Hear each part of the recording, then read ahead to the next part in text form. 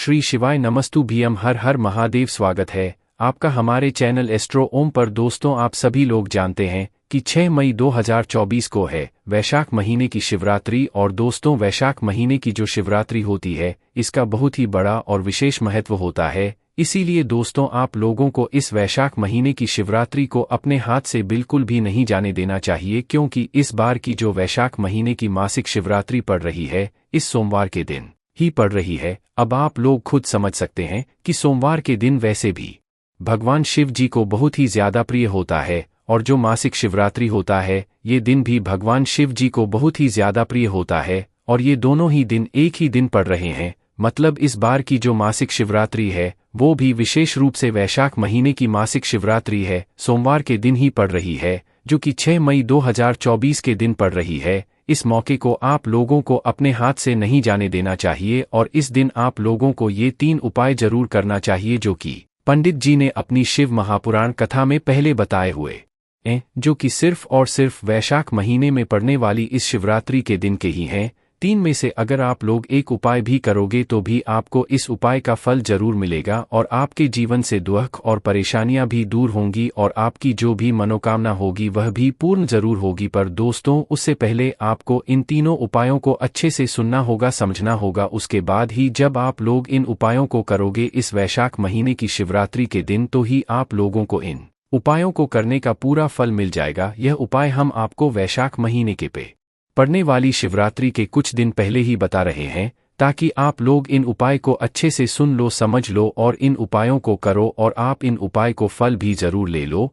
तो चलिए दोस्तों, सबसे पहले उपाय के बारे में बात करते हैं, जो कि आपको इस वैशाख महीने की शिवरात्रि के दिन करना है, जो कि है दोस्तों मिट्टी के जल वाला उपाय के साथ में एक बेलपत्र वाला उपाय भी। ये एक खास तरह का जल है जो कि सिर्फ और सिर्फ वैशाख महीने की शिवरात्रि के दिन ही आपको शिव जी की शिवलिंग के ऊपर चढ़ाना है। आप ये बिल्कुल मत समझना कि हम आपको मिट्टी के जल वाला उपाय बताएंगे, वो भी बताएंगे, पर उसके साथ में ये वाला जल कुछ अलग है। तो सबसे पहले उपाय के बारे में जानते हैं। इस उपाय को करने के लिए आप जिस दिन ये करने वाले हैं, मतलब वैशाख महीने की मासिक शिवरात्रि के दिन के एक दिन पहले, आपको रात्रि में एक मिट्टी के पात्र में जल भरकर रखना है। चाहे आपके घर के रसोई घर में कोई मिट्टी का मटका रखा हुआ हो तो भाई उस मटके के अंदर भी आप लोग रात्रि में जल भरकर रख दे, या अलग से कोई मिट्टी का पात्र हो, दिया हो, मिट्टी का मटका हो तो भाई उसके अंदर आप लोग जो है एक रात्रि में ये पहले जो है आप लोग इस जल को भरकर रख दीजिए। मतलब मासिक शिवरात्रि के जो वैशाख महीने की मासिक शिवरात्रि है 6 मई को, एक दिन पहले आप लोगों को रात्रि में जो है इस जल को भरकर रखना है, वो भी मिट्टी के पात्र के अंदर। मतलब 5 को मिट्टी के पात्र के अंदर आपको शुद्ध जल भरकर रख देना है। पूरी रात भर इस जल को रखे रहने देना है। सुबह जैसे ही होती है स्नान करना है, शुद्ध होना है, और शुद्ध होने के बाद दोस्तों आपको इस जल के पास में आ जाना है। इस जल के पास में आने के बाद दोस्तों क्या करना है कि इस जल के अंदर से, मतलब जो ये मिट्टी के पात्र के अंदर आपने जल भरा हुआ है, या मटके के अंदर जो आपने जल भरा हुआ है, जो कि पूरी रात भरा हुआ रखा हुआ था, और सुबह जो है मासिक शिवरात्रि लग जाएगी, जो कि वैशाख महीने की शिवरात्रि रहेगी। तो इस दिन सुबह सुबह आप लोगों का पहला काम ये रहेगा कि आप अपना एक तांबे का लोटा ले लो। ठीक है, क्या ले लो?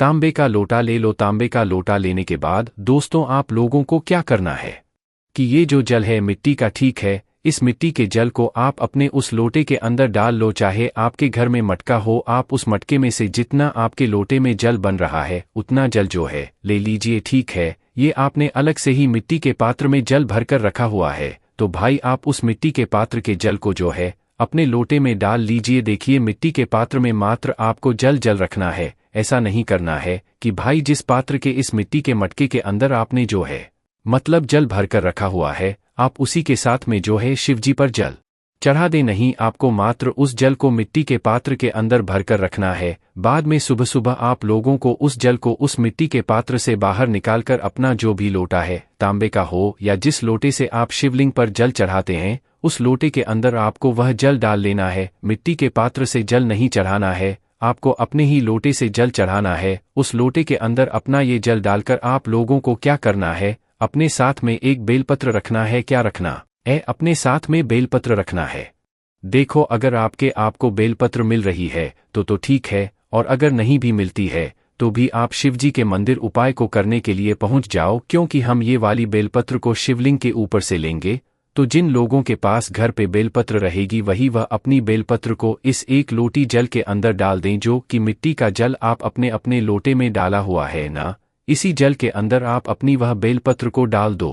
बेलपत्र डालने के बाद आप अपने घर से शुद्ध होकर स्नान करके बढ़िया अच्छे मन से भगवान का नाम लेकर अपने ही घर के पास में जो शिव मंदिर हो वहां पर निकल जाओ।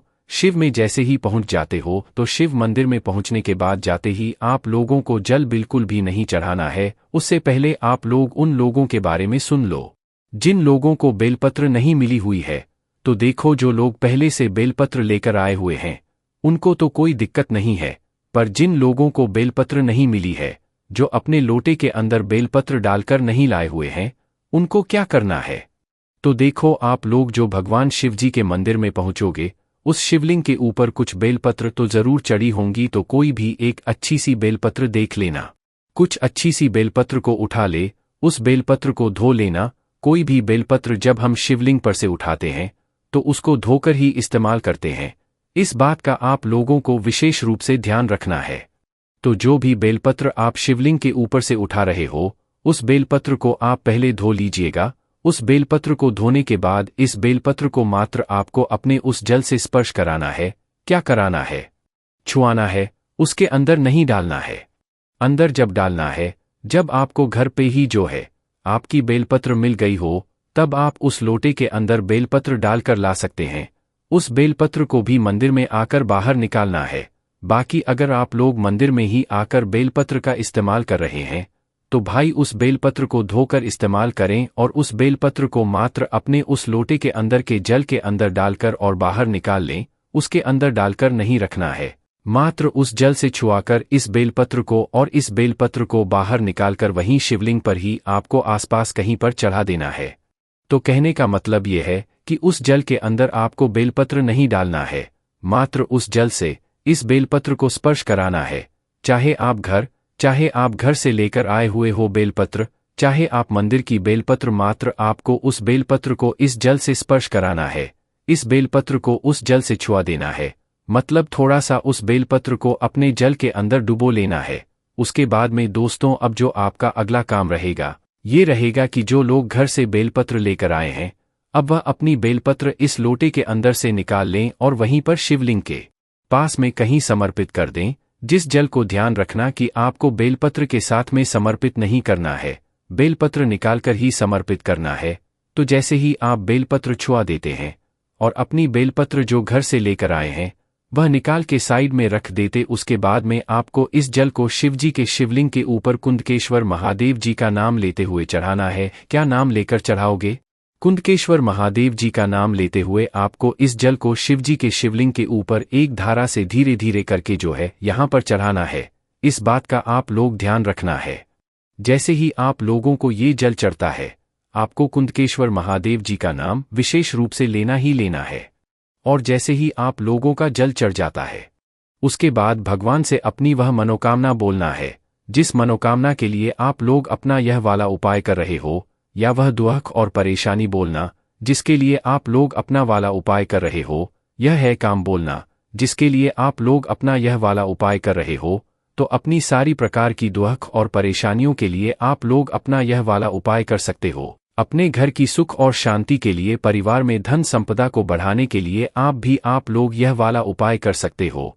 अगर आप लोग इस उपाय को रोग मुक्ति के लिए कर रहे हो, किसी के स्वास्थ्य के लिए कर रहे हो, तो भाई आप लोग क्या करना कि जो ये जल अभी आप शिवलिंग पर चढ़ा रहे हो, इस जल का कुछ भाग जलाधारी से वापस से झेल कर लेकर आ जाना। और झेल कर लेकर आने के बाद इस जल को उस व्यक्ति को जाकर जरूर थोड़ा सा देना जिस व्यक्ति के लिए आप लोग रोग और बीमारी को ठीक करने के लिए आप लोग ये वाला उपाय कर रहे हो। बाकी आप लोग अपने किसी भी काम के लिए, दुख और परेशानी को दूर करने के लिए अगर उपाय कर रहे हो तो आपको अपने साथ में जल लाकर जल लेकर आने की जरूरत बिल्कुल भी नहीं है। इस बात का आप लोगों को ध्यान रखना है। बस दोस्तों, यहाँ पर ये वाला उपाय पूरा हो जाता है। इसके बाद में आपको भगवान से प्रार्थना करके भगवान को देकर वहां से उठ जाना है और अपने घर पर आ जाना है। इसी के साथ में दोस्तों, इस वैशाख महीने की मासिक शिवरात्रि का यह पहला उपाय पूरा हो जाता है।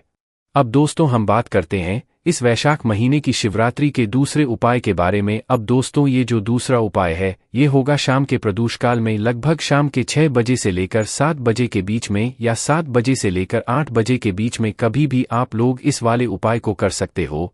इस दिन आप लोगों को क्या करना है कि सफ़ेद फूल लेना है, सफ़ेद फूलों की जो पंखुड़ियाँ होती है वो लेना है और अपने साथ में घी का दीपक भी तैयार करना है। तो आपके घर के आसपास अगर कहीं सफ़ेद फूल लगे हुए हैं तो भैया आप वहां पर जाओ और उन सफ़ेद फूलों को तोड़ लो, या तो अगर बाजार से भी लेकर आना चाहो, खरीद कर भी लाना चाहो सफ़ेद फूल, ठीक है। ध्यान रखना सिर्फ और सिर्फ सफ़ेद फूलों की हमें यहाँ पर आवश्यकता पड़ेगी। तो जहाँ से भी आप लोगों को सफ़ेद फूल मिले वो भी मात्रा में तो भाई बहुत अच्छी बात है। तो आपको मात्र उन सफ़ेद फूलों को लेकर आ जाना है और उन सफ़ेद फूलों की पंखुड़ियों को तोड़ लेना है। सकेस के फूल आपको नहीं लेना है, मात्र आपको पंखुड़ियों की जो है इस उपाय में आवश्यकता पड़ेगी है। ना तो पंखुड़ियां तोड़कर आप पहले से इकट्ठा कर किसी भी अपने एक पात्र में रख लेना है, ना शाम होने से पहले, मतलब क्योंकि शाम के समय तो आपको लोगों को उपाय करना ही करना है और शिवजी के मंदिर में जाकर ही करना है। ना जैसे ही आप लोगों के फूल की पंखुड़ियां टूट जाती है उसके बाद में आप लोग अपना घी का दीपक तैयार कीजिए जो कि गोल बत्ती का होगा। जो गोल बत्ती आपके हाथ से बनाई हुई हो, आपके बनाई गई हो, उसके अंदर जो आप चीज़ डालोगे वो डालोगे शुद्ध देसी गाय का घी। इसके अलावा कोई और चीज़ नहीं डालोगे, इस बात का भी ध्यान रखना। तो जैसे ही आप लोग अपने दीपक के अंदर शुद्ध देसी गाय का घी डाल लेते हो आपका यह दीपक तैयार हो जाता है। बस दोस्तों ध्यान इस बात का रखना कि यह जो दीपक होगा यह आटे का होगा। अगर आप लोग मिट्टी का दीपक लोगे तो आप लोगों को नया दीपक लेना पड़ेगा। इससे अच्छी बात यही है कि हम लोग आटे का दीपक ले लें और अपने इस उपाय को यहाँ पर पूरा कर लें। तो आपको ये दीपक जैसे ही तैयार हो जाता है तो शाम के समय हाथ मुंह धोकर शुद्ध होकर आप लोगों को साथ में जो फूलों की पंखुड़ियाँ हैं उन्हें रखकर और इस दीपक को रखकर शिवजी के मंदिर पहुँच जाना है वैशाख महीने की शिवरात्रि के दिन, क्योंकि इस दिन का महत्व बहुत ही ज्यादा बड़ा होता है। और इस बार की तो जो शिवरात्रि है वैशाख महीने की वो सोमवार के दिन ही पड़ रही है, इसलिए ये सोने पे सुहागा वाला दिन भी यहाँ पर होने वाला है। तो आप लोगों को इस दिन जैसे ही शिवजी के सबसे पहले आप लोग मंदिर पहुँचते हो तो शिवजी के मंदिर पहुँचकर आपको अपना वह दीपक जो है उसे निकाल कर जो है जला लेना है। पहले तो जाकर भगवान के दर्शन करना है, उसके बाद शिवलिंग के पास में बैठकर अपना वह जो दीपक है उसे अपनी माचिस जलाना है। अपने घर से अपनी माचिस लेकर और अपनी माचिस से उस दीपक को जलाना। दीपक को जलाने के बाद दोस्तों उस दीपक को आप शिवलिंग के पास में कहीं पर भी रख देना। आप चाहो तो उस दीपक से आरती भी उतारकर भगवान शिवजी की शिवलिंग की आरती भी उतारकर पास में कहीं पर रख सकते हो। बस थोड़ा दूरी बनाकर रखना, शिवजी को आंच ना लगे, इस बात का भी आप लोगों को ध्यान रखना है। जैसे ही आप लोग दीपक शिवलिंग के पास में रख देते हो अपने वह सफ़ेद फूलों की पंखुड़ियों को निकाल लो और पंखुड़ियों को निकालने के बाद इन पंखुड़ियों से आपको भगवान शिवजी की शिवलिंग का श्रृंगार करना है, मतलब उनको सजाना है। क्या करोगे? सजाना है उनको। सजाओगे कैसे? शिवलिंग होती है, शिवलिंग पर पूरे में सफ़ेद फूलों की पंखुड़ियों मतलब उनके ऊपर को दो। उसके बाद में पूरी जलाधारी पर भी आप लोग सफ़ेद फूलों की पंखुड़ियां मतलब समर्पित कर दो। उसके बाद में आसपास की जो भी जगह है वहां पर भी थोड़ी थोड़ी सफ़ेद फूलों की पंखुड़ियां यहां पर समर्पित कर दो। कहने का मतलब यह है कि उन सफ़ेद फूलों की पंखुड़ियों से आपको भगवान शिवजी की शिवलिंग का पूरा श्रृंगार करना है, उनको सजाना है। उन सफ़ेद फूलों की पंखुड़ियों से जैसे ही सजा देते हो आपको भगवान से कुछ भी नहीं बोलना है। सुबह करने के बाद मनोकामना वगैरह कुछ भी नहीं बोलना है। आपको मत भगवान के सामने हाथ जोड़कर 2 मिनट श्री का जाप करके भगवान को धोख देकर वहां से उठ जाना है और अपने घर पर आ जाना है। इस उपाय को करने के बाद भगवान जो कुछ देंगे आप लोगों को उसकी आप कभी कल्पना भी नहीं कर सकते हो, क्योंकि इस उपाय को करने के बाद आपने भगवान से कुछ नहीं मांगा और जब भगवान अपने मन से कुछ देते हैं तो वो इतना कुछ देते हैं जिसकी हम कभी कल्पना भी नहीं कर सकते। इसी के साथ में दोस्तों इस वैशाख महीने के इस मासिक शिवरात्रि के दिन किया जाने वाला आखिरी उपाय के बारे में हम लोग बात कर लेते हैं, जो कि बहुत ही आसान उपाय है, जो कि आप लोगों को विशेष रूप से माताओं बहनों को जरूर सुनना चाहिए। दोस्तों आप सभी लोग जानते हो कि वैशाख के महीने में सत्तू खाया जाता है। अब ये सत्तू बहुत सारे लोग जानते भी होंगे, नहीं भी जानते होंगे। सत्तू चीज़ों से मिलकर बनता है, जो कि पहली चीज़ है चना, दूसरी चीज़ है गेहूं और तीसरी चीज़ है जौ। इन तीनों चीज़ों से मिलकर जो है ये सत्तू तैयार होता है और दोस्तों, जिस घर से इस वैशाख महीने की शिवरात्रि के दिन सत्तू बनकर तैयार होकर जाता है, जो कि घर पर ही बना हुआ होता है, देखो बाजार का मिलावटी सत्तू आप लोग मत लेना, कोशिश करना आप अपने घर में ही सत्तू को बनाओ और इस सत्तू को बनाकर भगवान शिवजी को भोग लगाकर अगर आप लोग आते हो तो निश्चित सी बात है भगवान शिवजी बहुत प्रसन्न होते हैं और इस दिन सत्तू खाने का भी विशेष होता है। इसीलिए उस सत्तू का जो आपने भगवान शिव जी को भोग लगाया है वो तो भगवान के लिए रखे रहने देना, पर उसी के साथ में जो आपने और भी बहुत सारा बनाया हुआ होगा उसको, उस सत्तू को आप लोग अपने घर के सभी सदस्यों में जरूर देना, क्योंकि इस दिन भगवान को सत्तू का भोग लगाने का भी विशेष हमें फल मिलता है और घर में सत्तू खाने का भी विशेष फल मिलता है। घर में सुख और शांति बनी रहती है, भगवान का आशीर्वाद सदैव ही बना रहता है। बाकी दोस्तों, इस उपाय को करने में अगर आपको कोई भी दिक्कत समस्या आती है तो कमेंट करके पूछ सकते हैं। श्री शिवाय नमस्तु भीम, हर हर महादेव।